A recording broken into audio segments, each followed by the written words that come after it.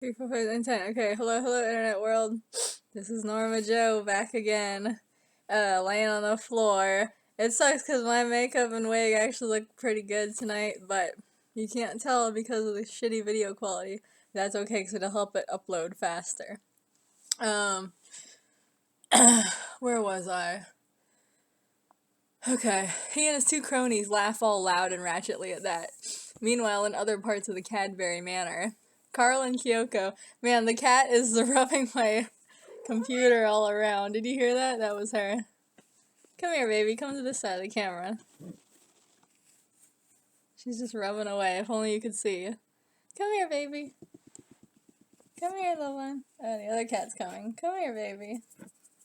They just like to be behind the scenes. They're like my director and producer. Anyway, Carl and Kyoko are walking around the labyrinth of halls. Carl, I'm telling you, we should go watch some of that pit fighting again. That shit was crazy. Kyoko, yeah, we'll go, but I got something even better to show you.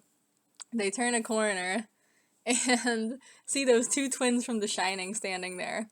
Twins, come play with us. Carl and Kyoko, they make that emoji face. I still haven't done my tallies. I don't think I'm ever gonna do. I'll have to do the tallies in the next one. I have a sequel to this zombie story. Even more zombie stories.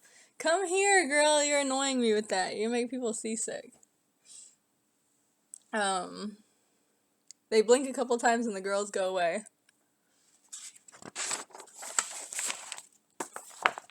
Carl, ... So what do you want to show me? Kyoko, oh, it's good. He giggles mischievously. It's real good. He hurries off down the hallway to a door near the end. Kyoko motions. In here. Come here, Slinky.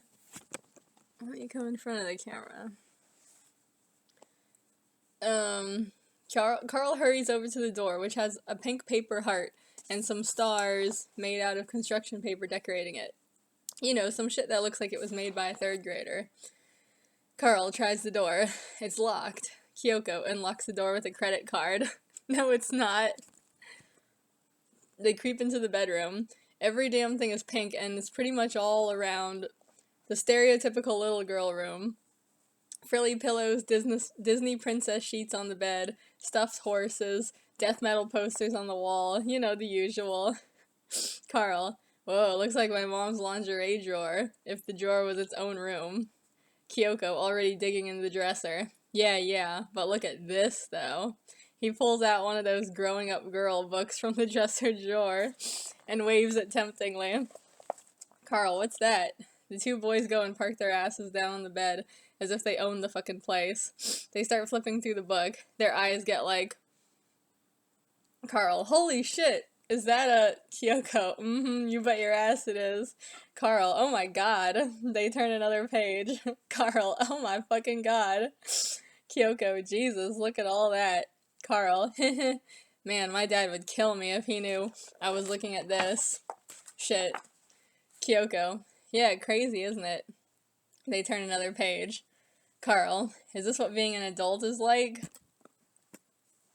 Suddenly they hear a girl's voice right in front of them. Girl, what the fuck are you guys doing in my room? The boys scream and jump up, dropping the books on the floor. The girl standing in front of them is none other than the infamous Penny Blake, youngest daughter of the governor. I mean, duh. Penny, are you assholes really getting off on my puberty book? Boys, no. Penny waves it off. Well, whatever if you were. I guess pussy is pretty interesting if the last time you saw it was the day you were born. At least you guys didn't have your dicks in your hands when I walked in. Boys, they make that, like, face. Penny jumps up on the bed and pulls them both down to sit with her on either side. Penny, you guys are a part of that new survivor group, huh? Carl, yeah, we are. You saw us come in? Penny, oh yeah, I see everything that goes on here. My dad's probably down the hall playing with your family's bodies as we speak. Carl, ugh. Penny, yeah, so, she taps her fingers, thinking, you guys want to get high and play with some He-Man action figures? Cut to the next scene. The night of partying has fizzled out to a close, and the governor goes back in his bedroom, looking all disheveled and tired. His tie is draped on his shoulders. He's carrying his shoes and walking in socks and scratching his belly, with his shirt still open. He goes in the bedroom and shuts the door, all ready to hit the mattress and fall asleep.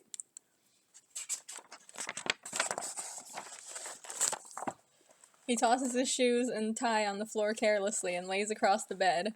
All the bags and assorted supplies that the survivors brought are piled in a corner, along with the wooden crate that holds Daryl. The governor takes out a cigarette and is about to light it, when suddenly he hears a little from within the crate. The Gov looks up, curious. He sees the crate rattle slightly and he gives an intrigued look, not expecting any living thing to be inside. I would have been scared that it would be a zombie in there. He gets up swiftly off the bed and goes over, taking a crowbar from the corner of the room. He walks up to the crate and puts one foot on the lid. The rattling stops instantly. The Gov. I know you're in there. Using the crowbar, he slowly pries the lid off the crate. Oh my god, the suspense. With some elbow grease, lol, elbow grease in parentheses. He pulls the lid off and reveals Daryl, looking all sweaty and trashed. Daryl looks up at him, and the governor grips the crowbar tighter, like he's gonna hit him with it. Daryl, frozen. Drop that thing out of your hand. Oh, this is a little bit of House of Frankenstein, I think. The governor. But if you move, I'll send your soul back to the limbo of eternal waiting. Daryl. Whoa, man, that's heavy. The governor. Do as I ask, and I will serve you. You'll have the protection of my household, and you'll be a member of my flock. I'll treat you like a man, not a rat trapped in a little cage. Daryl quirks his head. For that, I'll do whatever you want. Slightly dramatic pause. I mean it, man. Like, you just name it, I'll do it. The scene fades out. The next morning, we are now back in that room with the nursery wallpaper. You know, where they were making the knockoff films. Everyone is slowly waking up and moaning and groaning. You know, the usual. They're still dressed up in all their Hollywood backlot costumes and smeared day-old drunken clown makeup. That's why I went to bed last night. I was fucking drunk and I didn't even wash off my makeup or nothing. I just fucking passed out in the bed. Woke up like a couple hours later and the lights were still on and everything. You know how it goes when you just fucking pass out in the bed. You're all sticky and nasty. Curly, what the hell did we do last night? Rick, everything's a blur for me after. Come on. Judd, ugh, Jesus, I feel like shit. Rusty glances over and sees Tyree laying right beside him on the mattress. Rusty, I'm happy. Luba, ugh. She drags herself up, finding herself wearing a Calamity Jane costume. Luba puts a hand on her head. Я вы съест кишетно,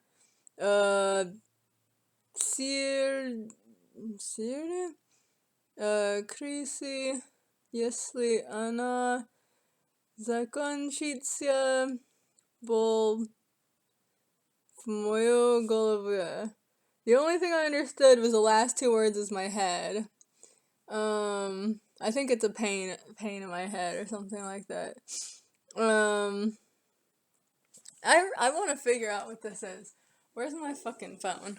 I had it over here. Okay. Because I kind of actually want to know what she's saying.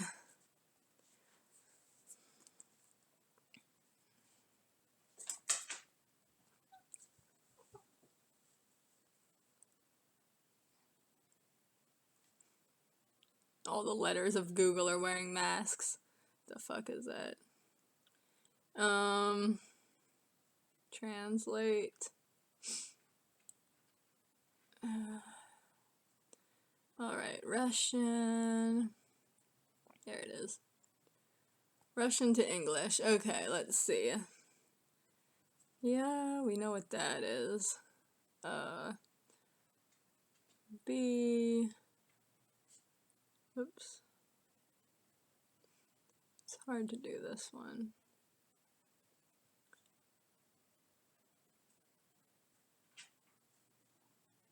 Ugh, come on. Don't they have that thing where it can change it, like, into Cyrillic for you?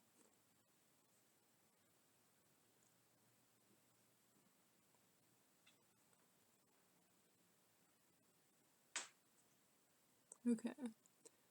Yabi. Whoops.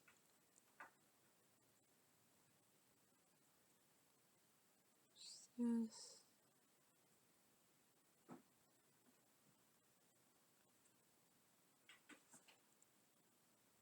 Okay. Yabi. Yes. I don't really know how to do the hard sign. The hard sign is in that word. I'm assuming it's like takes out the palatal or something like that, because I think the soft sign makes it more palatal. So maybe the hard sign makes it less. So instead of siest, it would be like just like cest or something like that. But I don't know how you say it. Okay, let's see. Kish, itch, noya.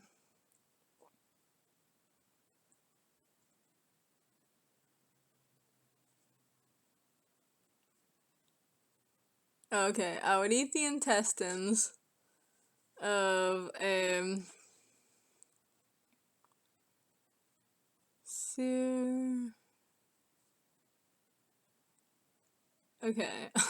I would eat raw intestines, apparently, is what she's saying. Creasy, I think that's rat, right? Creasy.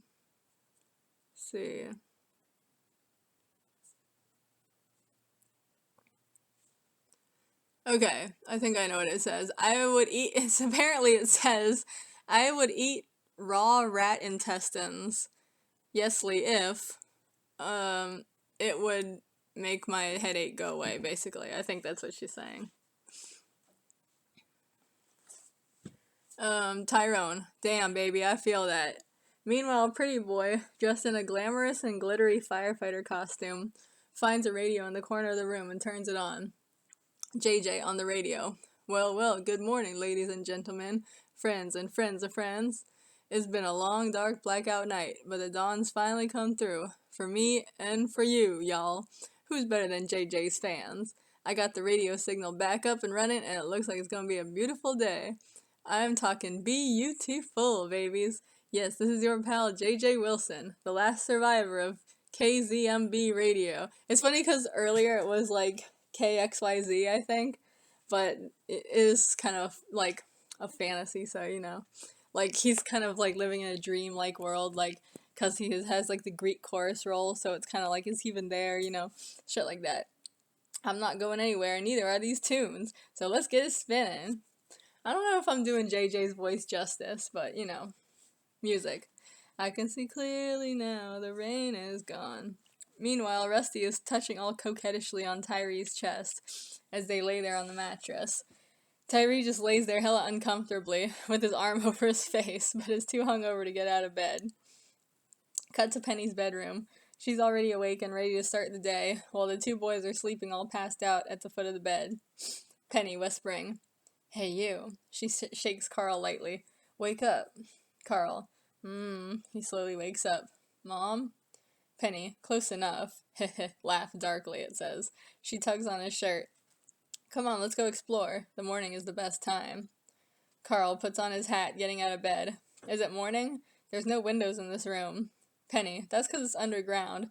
And yeah, it's like 10:30 in the morning. People party hard in this house." Carl looks over at Kyoko. "Should we wake him up?"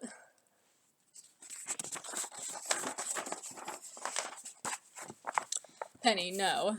She reaches over and takes Carl's hand. "Just us. It'll be fun." Cut to Rose in the dock. Yeah, often. Oh, I love these two together. God, I wish they had more time together in Day of the Dead, but I'll have to be content with my fan fiction. They're just so... Their juxtaposition to each other is so good. They're like fucking Pinky in the Brain or something like that. Like, I don't know. They're just good together. Cut to Rose in the dock off in yet another bedroom. Doc is experimenting at a desk with some potions and vials. Oh, he doesn't have like somebody's head cut open and he's like playing with their brain or some shit. Hammer film style. Little bloody beakers with organ parts and stuff floating around. Okay, so he does have some gore. But by today's standards, still pretty clean. You know. Meanwhile, Rose is pacing around restlessly, sipping tequila from a bottle, and throwing darts at a picture of Ronald Reagan on the wall. Rose. Christ, those new survivors are driving me crazy. I can't do Rose's voice. How do you even do his voice? He talks kind of slow, I guess, and I don't know. It's like, it's hard to do people's voice where they don't have, like, a real distinct accent, you know? Anyways. Alright, Christ, those new survivors are driving me crazy. I gotta get one of them, man. The governor, god damn him. He's just sitting up there on all these little playthings. I could get one, just one. He'd never even notice. Even his daughter took one for herself. Doc. I don't know, man. I think he would notice. You know he keeps record of every survivor. Besides, aren't you banned from taking hostages after what happened last time? Rose.